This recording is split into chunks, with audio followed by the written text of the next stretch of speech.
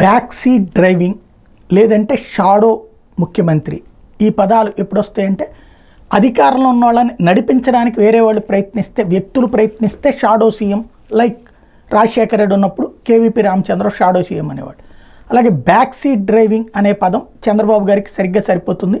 ఏ పత్రికలు అయితే ఆయన అధికారంలోకి తీసుకొచ్చామంటున్నాయి, ఏ టీవీ ఛానల్ ఆయన అధికారంలోకి తీసుకొచ్చామని ఫీల్ అవుతున్నారో దాన్ని వినియోగించుకున్నారు. కాబట్టి ఇప్పుడు ఈ ప్రభుత్వం ఎలా నడవాలో వాళ్ళు చెప్తున్నారు. ఎవరిని ట్రాన్స్ఫర్ చేయాలి, ఎవరికి పోస్టింగ్లు ఇవ్వకూడదు, ఎవరు అధికారంలో ఉండాలి, ఎవరు ఉండకూడదు. ఒకవేళ క్యాజువల్గా జరిగిందంటే దాన్ని రచ్చ చేస్తున్నారు. అందులో ఆంధ్రజ్యోతి తాజాగా ఈ ఓఎస్డీలు మహాముదుర్లు అంటూ ఈ ప్రభుత్వం వచ్చాక ఈ ప్రభుత్వంలో జరుగుతున్న తప్పుని గత ప్రభుత్వంతో పోల్చుతూ రాసుకొస్తూ తెలివిగా చంద్రబాబుని దెబ్బకొడుతోంది.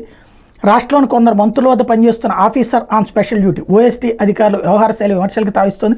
కూటమి ప్రభుత్వం ఏర్పడిన తర్వాత మంత్రుల ఎంపికలు సీఎం చంద్రబాబు అనేక అంశాలను పరిగణలోకి తీసుకున్నారు. అయితే మంత్రులు తమ దగ్గర పనిచేసే ఓఎస్డీ వ్యక్తిగత కార్యదర్శులని మాత్రం ఇష్టానుసారం ఎంపిక చేసుకున్నారు. దీంతో మంత్రులకు సర్వాధికారాలు ఉన్నప్పటికీ ఓఎస్డీ సీఎస్లే వారిని నడిపించే పరిస్థితి వచ్చింది. చాలామంది మంత్రులకు పాలనా వ్యవహారాల మీద సరైన అవగాహన పట్టుండదు.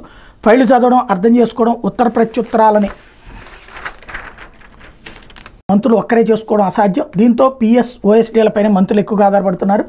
దాన్ని తమకు అనుకూలంగా తీసుకుని కొందరు ఓఎస్డీలు ఇష్టారాజ్యంగా వ్యవహరిస్తున్నారు. టీడీపీ సాహిత్యశైలికి భిన్నంగా వీళ్ళ పోకడలు ఉంటున్నాయి. కీలక విషయాల్లో మంత్రులు తప్పుదారి పట్టించడం, సొంతంగా లాబింగ్ బృందాలను ఏర్పాటు చేయడం, కీలక శాఖల్లో సొంత మనుషులకు పోస్టింగ్లు ఇప్పించుకోవడం, తెరచాటు దందాలకు పాల్పడుతుండడం, శాఖేతర వ్యవహారంలో వేలు పెడుతూ అవినీతి ఆరోపణలు మునిగిపోతున్నారు. వీళ్లలో 2-3 అయితే తామే చక్రం తిప్పే నాయకులు అన్నట్టుగా వ్యవహరిస్తున్నారు. ఓ కీలక మంత్రి ఓఎస్డీగా పనిచేస్తున్న రెవెన్యూ అధికారి మొత్తం ఆర్డీఓ పోస్టింగ్లో చక్రం తిప్పారు. మరో మంత్రి దగ్గర పనిచేస్తున్న వ్యక్తిగత కార్యదర్శి శైలే భిన్నంగా ఉంది. మంత్రి చెప్పిన పిఎస్ వినరు. అదేమంటే పెద్దల సిఫారసుతో వచ్చానంటారు. దీంతో మంత్రికి ఏం చేయాలో కోపాన్ని అంచుకుంటున్నారు. ఇక వీరి వద్దకు ప్రజా ఫిర్యాదులు, సమస్యల పరిష్కారం కోరుతూ వినతులు రావు.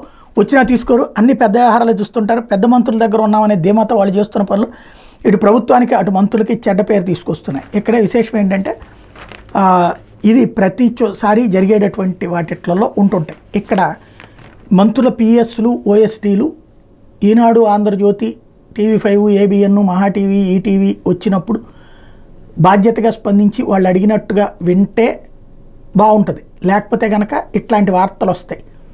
కాకపోతే జగన్ని కంపేర్ చేస్తూ అప్పుడు నాశనం చేశారు, ఇప్పుడు ఇలాంటి వాళ్ళు కొంతమంది నాశనం చేస్తున్నారు అన్నటువంటి కోణాన్ని చేస్తూ ఒక వ్యతిరేక కథనాలు సృష్టించబడతాయి. సాధారణంగా మంత్రులకి ఇబ్బంది కలగకుండా చూసుకోవడం ఓఎస్టీల బాధ్యత, పిఎస్ల బాధ్యత.